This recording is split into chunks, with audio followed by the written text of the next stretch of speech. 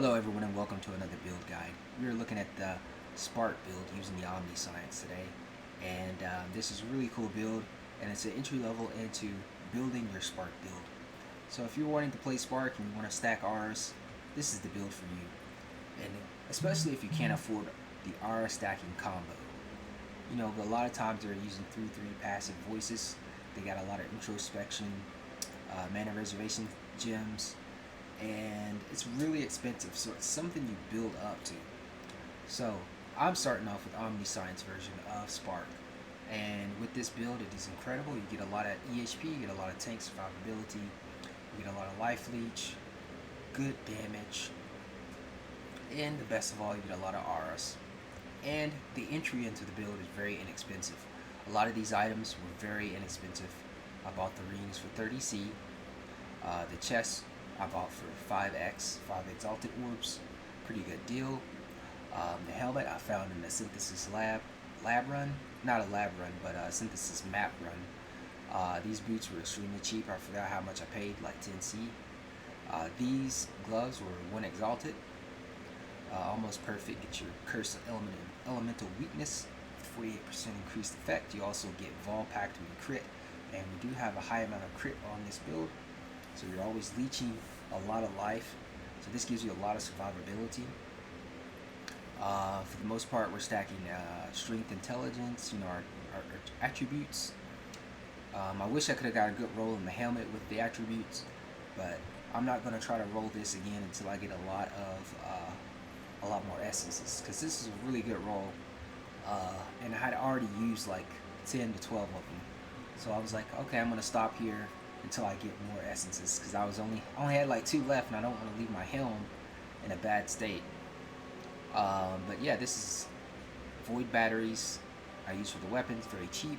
And basically we're stacking power charges, because it's a lot of critical damage, and we get power per damage per power charge. We stack that up, and we're basically running on 9 power charges. And if you wanted to opt out of an extra aura, like if you wanted to go less aura, you could get a power charge helmet for more damage. The build is really flexible. The only thing that you need for sure is the omnscience. You can get the string of servitude, or try attribute belt with maybe some percent attributes like strength or dex or something like that, a synth belt. But yeah, everything is very inexpensive. I feel like this total cost of this was less than 10x for sure. This is less than 10x just for the gear. This jewel is probably pretty expensive because it's eye level 84, but the rolls on it are not eye level 84 because it's 25% increased effect. So you can get this pretty cheaply. The only reason it's expensive is because it's eye level 84,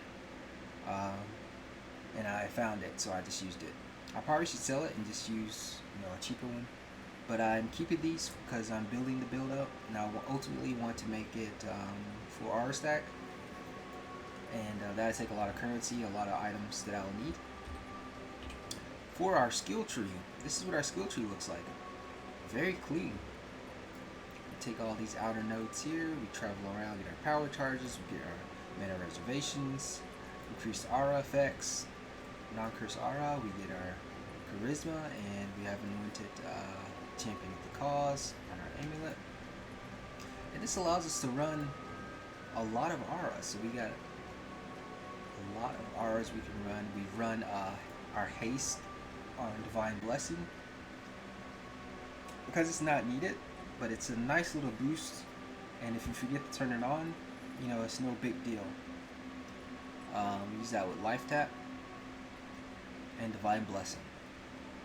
This gives you an extra speed boost in cast speed, attack speed, and your movement speed. And it's not needed, so it's just something you can tap on while you're playing. So it's not like you don't even need this linked in your build. It's just my personal preference. I like it. For you can put something else in it if you want. For my movement, I am using I use Flame Dash for hinder and grasping vines and things like that, where I need to get out quickly. mostly for moving around, I use lightning warp. You just use less duration and life tap with that because you already have a high amount of cast speed. This is my Watcher's Eye. And of course I'm going to link the POB for all of this in my description as well. I've been working on this all night. I was up till like 4 or 5 a.m. last night in POB and just crafting items and different jewels and things like that to see what I wanted to do for the build. I ultimately wanted it to be tanky because I found out the hard way with these builds that I've been playing is, you know, you get one shot a lot by spells, some kind of weird hits that you just don't understand why you died in one shot. And it turns out spell suppression is the key to stopping that. So I'm trying to get as much spell suppression as I can. We're not capped on spell suppression, but we're very close. 78% is really good.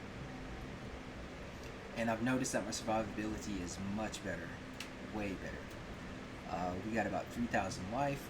And again, if you wanted to, you could opt out of, you know, maybe some damage or purity of elements to get discipline, whichever you prefer. However, you just need to make sure that you grab some notes to max out your resist if you need to, if you're a little low on resistance. And of course, you don't need these items. These are just items that I chose to use because I feel like it's a good synergy and they're very cheap. So you could probably go a different route, or you could go the same route as me if you want to play the same build. But the build is very diverse. You can build it how you want from the omniscience perspective. And of course, I'll link the POB in the description. And let's go ahead and get in a map and show you guys how it looks. I want to keep this seamless and without cuts, so we'll just throw in a map. What about a tower? Let's do a tower map.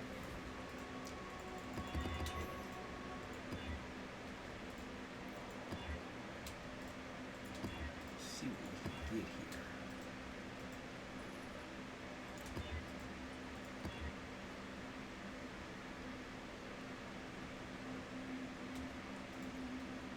I think this will be fine. So we'll throw in a map, fortune favors the brave, and we'll do a run. So this is without our headhunter. This is just how the build will run because headhunter is a very expensive item. It's not something you need. So I want you guys to be able to see how it looks without the header. Also, we got the harbingers.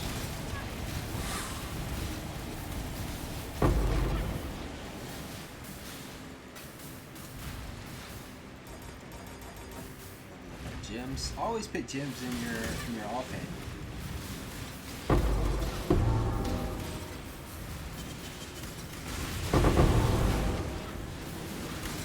And look how we reach up our life when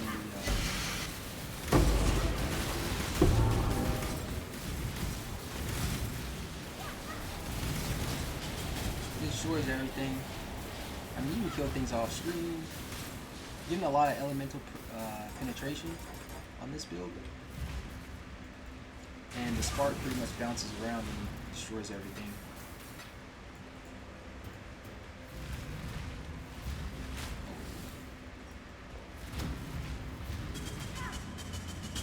And a nice movement skill with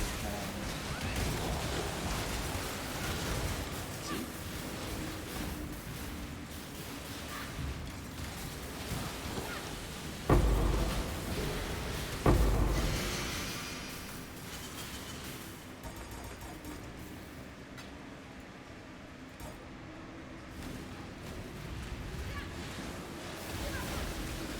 Look how fast we reach life.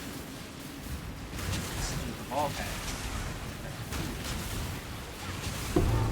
I can even turn this on during the fight. Because all the spiders are already out, I'll instantly reach up all my life.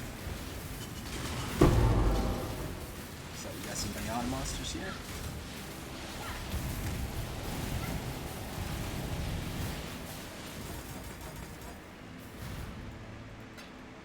Very smooth, I like it.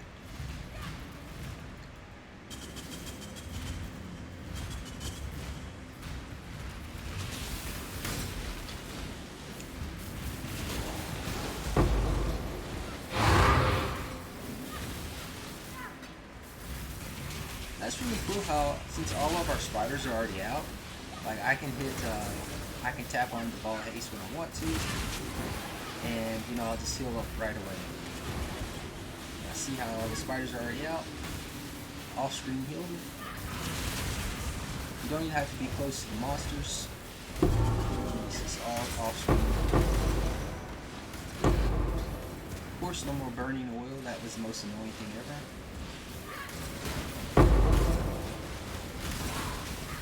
Stand here.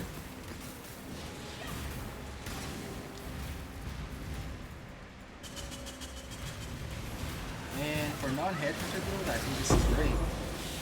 You're just using a string of servitude.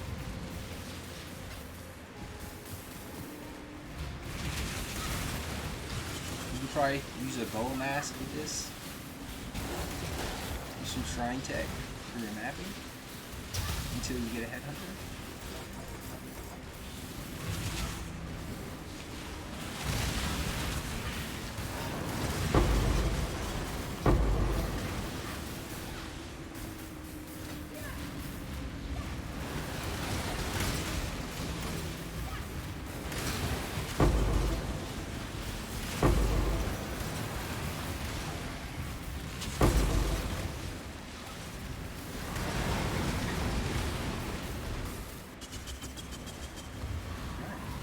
So we are here to the boss.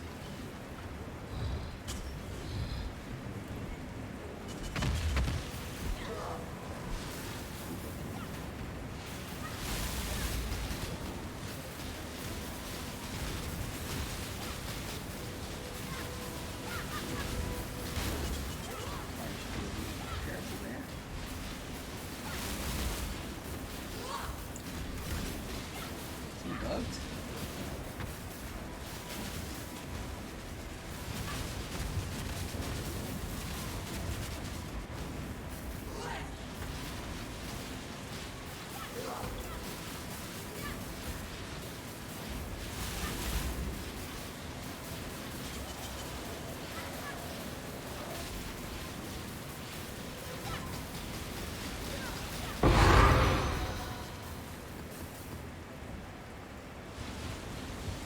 Not too bad. Not too bad.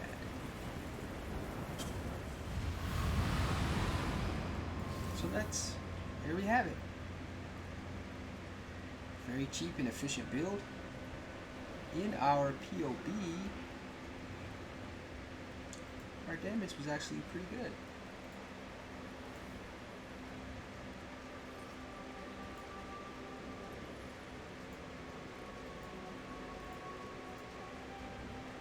$10 million. Well, I'm sure I'm shocking the enemy. I don't know how much to put for the shock there, but we do have the enemy chilled, shocked. If you don't have a bottle of faith, maybe you do a little bit less damage. So 7 million without bottle faith.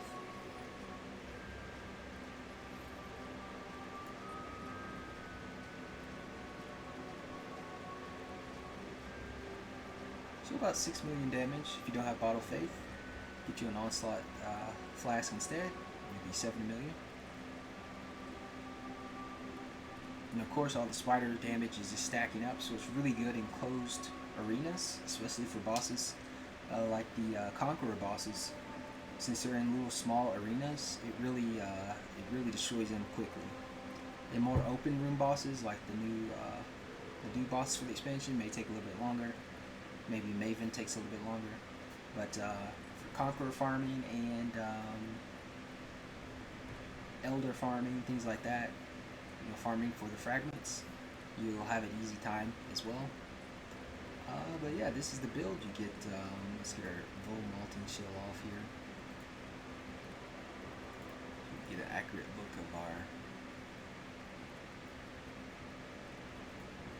No, and if you do toggle haste on, you get an extra 900,000 damage because it gives you a lot of cast speed.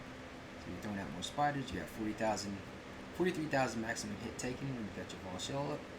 12,000 without it. It's not very often that we're down on a whole molten shell, maybe a couple seconds. And of course, this is a ranged build, so you're not in the thick of it, cycloning or anything like that. You pretty much range, so you can pretty much time your your molting shells, and of course using vol molting shell. Because of the life leech, we're leeching a ton of damage, so this gives us a high effective hit pool. Where is it? There it is. So we're leeching over 1,000 on hit. Really good. This gives us a high amount of effective hit pool. So this build is really good. We got some block chance in there.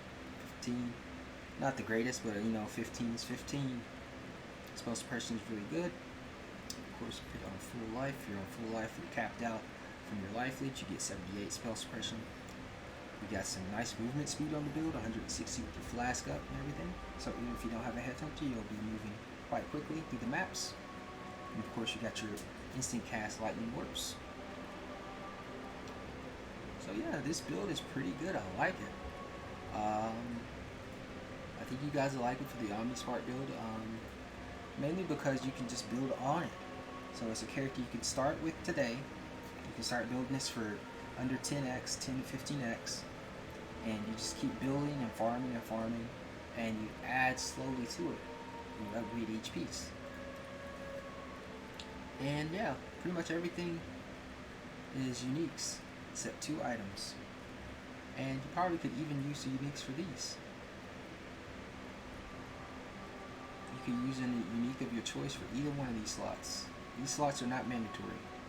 This is just the style that I want to run because I want to have a little bit more, like an extra R on, and some extra Rs, and gives me some extra damage.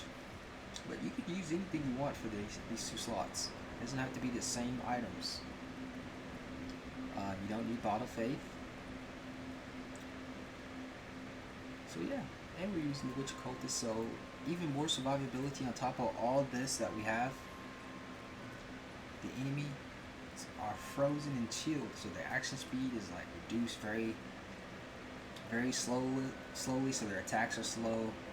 They're frozen. It's just very hard to die on this build, outside of just making mistakes and maybe juicing your map too much. Because if you're trying to do triple beyond, stuff like that, delirium, you're going to need a headhunter before you can start jumping into that kind of content without dying.